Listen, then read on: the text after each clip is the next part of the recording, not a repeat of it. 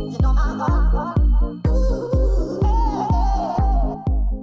guys, in today's video, I will be doing a what's in my school bag video since tons of you guys have been requesting this a lot, so I decided to do one. And I'm so sorry if you will be hearing a lot of noises in the background kasi guys, sa tapat ko, as in sa tapat ko talaga, may ginagawang building.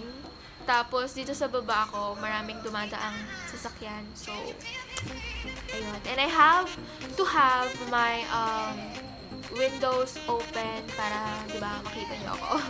Guys, I'm so sorry. I hope you bear with me again. So, yung ipapakita ko sa inyong school bag today is, eto pa yung school bag ko since kahapon. Meaning, hindi ko siya inayos. I want to be real with you guys. I don't want this video to be scripted sa mga kung anong gamit na meron ako sa school bag ko. I want you guys to really know, you know, the reality with my school bag. Okay. This is my bag, guys.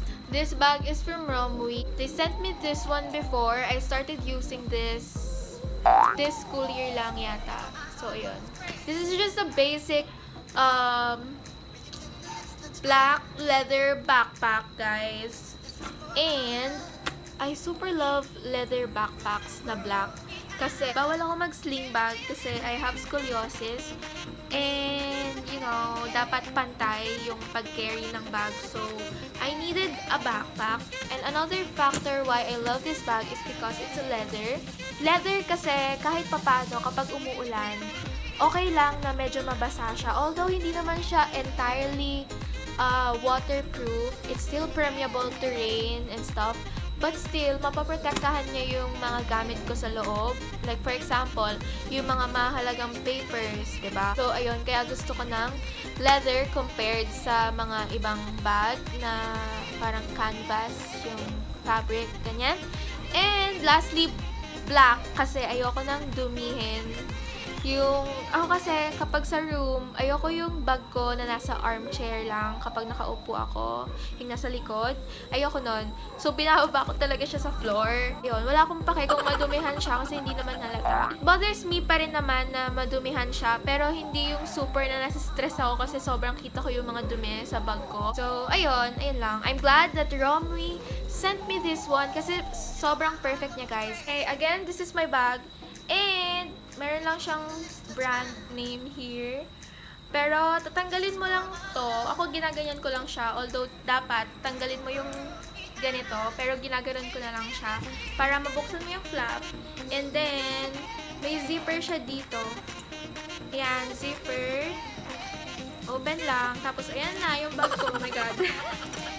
Eto na yung bag ko talaga simula kahapon. Hindi ko inayos, guys. Kasi nga, diba? I want to be real with you. By the way, meron pa siyang pocket dito sa unahan. So, eto na lang yung unahin nating buksan. Okay. So, ano meron ko dito?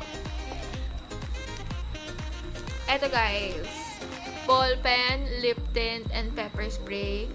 Etong ball pen, talaga ginagamit ko lagi pag nagdo-notes ako and all. Kahit mukha akong tita, favorite ko to, guys. Kasi it makes my lecture easier. Kasi tatlo na siya. Tatlong color. Tapos, I bought this, as far as I can remember, sa Office Warehouse. Yun. And then next, itong lip tint. Sa school kasi hindi mo na masyado nagbe-makeup. Ito lang, lip tint lang. Tapos, lastly, pepper spray. Alam niyo ba, guys, kung bakit siya nakatape?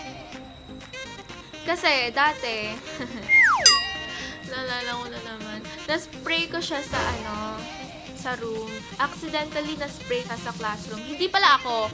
Like, naipit to somewhere tapos bigla siyang nag-spray. Kasi, kung makikita nyo, ito lang siya. Wala siyang takip. Tapos, parang itong red na to, i-twist mo lang siya, tapos masispray na siya kagad. So, yun yung nangyari. Na-twist siya, tapos na-push, na-spray. So, ngayon, tinape ko na siya para maingatan na siya sa pag-spray. Naghahanap talaga ako ng pepper spray na may takip, guys. So, kung may alam kayo na pepper spray na may takip, comment down below. Mahalaga to sa akin kasi I walk my way home from school. Lalo na, diba, 7 to 7 nga ako minsan sa school. So, medyo gabi na yung 7. And minsan, di naman ako nakaka-uwi ng 7 talaga. Minsan, marami pa rin akong schoolworks and all. Or, you know, minsan kumakain pa ako bago ako umuwi. So, mga ano pa yon 8, 9, ganon. Importante to sa akin. Okay, so now let's start dito sa loob. Una ko nakikita dito is my ID. This one, it's just my ID with my rape whistle and my Mary conceived without. Ewan ko kung ano to, miraculous medal yata na pendant. Binigay to sa amin dati ng grade 9 or 10 ako sa school, sa previous school ko ng junior high school, St. Mary's. Until now, tinatago ko pa rin siya kasi yung president sa previous school ko na yon, which is a sister, sobrang napalapit lang ako sa kanya. Tapos siya pa yung may bigay nito for the whole school. Kaya tinatabi ko pa rin hanggang ngayon. It's still with me kahit iba na yung school ko. Next is my wallet. Oo guys, ganito lang talaga ako mag-wallet. Ayan, my wallet. Ayan lang yung pera ko ngayon, guys. Tapos ito, wala, susi lang ng secret. And then, next is my water bottle.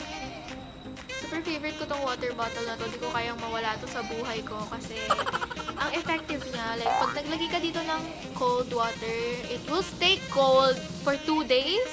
And this is by the brand oh my god, di ko mabasa. Pero, Alkaline Energy Water. Alam ko may box to pero bigay lang kasi sa akin to ng lola ko.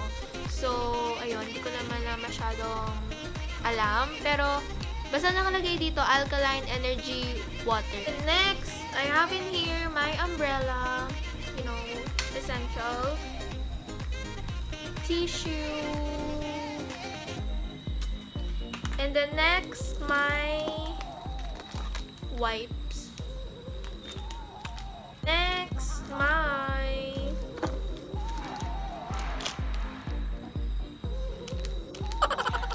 ano to, ito yung solution, tapos ito yung drops ko whenever I feel like my contact lenses are drying. Next, I have in here my alcohol. Next, I have in here my bulging pencil case, pencil pouch. Cycalc. I've been using this since grade 8, guys. Actually, may name na nakalagay dito na nakalagay grade 8. Pero natanggal na kasi nga super tagal na. Grade 8 ko pa to ginagamit and ngayon grade 12 na ako. It's still working, guys. Pero kailangan ko siya minsan na ganunin para bumukas. Like, feeling ko swerte nito kasi simula grade 8, parang doon nagsistart yung mga komplikadong physics, diba? Mga algebra and all. So, hanggang ngayon, oh my god, natututo pa rin naman ako kahit papaano. Like, feeling ko yun yung lucky charm ko kung ba't ko napapasa yun. Next, I have in here my ano ba to? Cologne, perfume, just from Bench. Next, I have in here my Novena. My Novena to St. Jude Today's. I have here 9 copies. Kasi Google nyo guys, ganun siya. Kapag dinasal nyo siya, you have to have 9 copies. I pray this sometimes and I'm so guilty kasi hindi na ako masyadong consistent dahil sa lack of time. But I plan to go back to my routine, Novena routine. I have here my 1 pack of Intex card, fillers. Sobrang di ko pa talaga sila binubuksan since binili ko. Nandito pa rin. So, I have in here my notebook. Tatlaya to, guys. Tinakpan ko lang ng yellow para man lang ganahan akong mag-notes. Okay, so ito. Pag binuksan mo siya, ito yung itsura niya.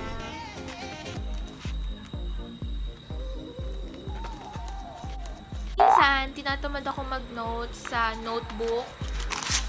And mas ginaganahan ako mag-notes sa yellow pad. Kasi mas malaki yung space. Kasi kapag super nagmamadali na ako mag-notes, mas okay sa akin na mas malaki yung space na ginagamit ko. So, I go for yellow pad. Tapos, eto naman, super laki ng name tag kasi yung prof ko, kapag daw mahaba yung apelido mo, ikaw daw yung mag-adjust. Lakihan mo rin daw yung name tag mo. So, and kung gusto nyo makita yung sulat ko, guys, madi-disappoint lang kayo. Kasi kapag nagdo-notes ako, like, connect talaga. Like, arrow dito, arrow doon. Jot down ng ganito, ganyang word. That works for me. Natututo talaga ako doon, guys. So, you know, my penmanship. Sobrang walang nakakahiram ng notes sa akin kasi alam nila na hindi nila maintindihan. Shout out to Ashley Garcia, my seatmate since grade 11. You know! Ano pa ba ang next na nandito sa bag ko is this plastic pouch. Okay, so I just have here my ID, like my passport, and my passbook, and my reg form. Next, I have in here my physics lab manual. And then I have here my fan. Then next, I have in here my school folder. This one. And that's it. Wala na, guys. Wala na talaga. Yun na yun. And oh my god, gusto niyo bang makita kung ano yung situation ngayon sa kama ko? Okay, papakita ko sa inyo. Wow, nice. That's about it for this video, guys. I hope you enjoyed this video. Comment down below your video suggestions, and I'll see you in my next one. Bye-bye.